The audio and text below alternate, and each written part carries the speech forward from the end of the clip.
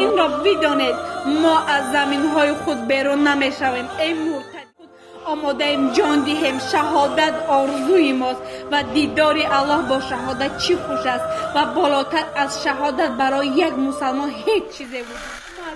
شما روز قیامت با چهره الله سبحانه و تعالی چگونه نظر میکنید؟ مبارک پیامبر صلی الله علیه و سلم چگونه نگاه میکنید؟ با کدام جرأت؟ چرا امتی ضعیفه مرا تنها گذاشتید؟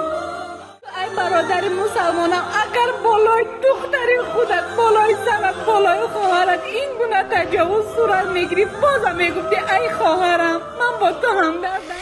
صورت میگیری بازم میگفتی ای خواهرم من با تو همدردم. و من هم غمگینم. برای نیست کردن آن نجسان نمیخستید مگر ما خواهران شما نیستیم و جز الله سبحانه و تعالی کسی رو نداریم. ما را به حال خود نگذارید وگرنه ما نیز روز قیامت خاموش نخواهیم بود.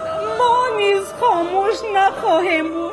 به تو میگویم ای عالم غیوری افغان، به تو میگویم ای مدرس غیوری افغان، به تو میگویم ای مسلمان غیوری افغان، به شما میگویم ای مسلمانان تمام دنیا صدا میزنم شما را.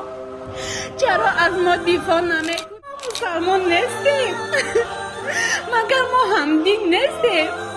مگر ما عضو از بدن شما نیستیم؟ پس چرا خاموش نشسته به حال ما تماشا دارید؟ همین مسلمان را پس میزنند و حتی که به ناموس خواهران مسلمان به خاطر مسلمان بودنشان دست میزنند و بالایشان در زندانها تجاوز میکنند.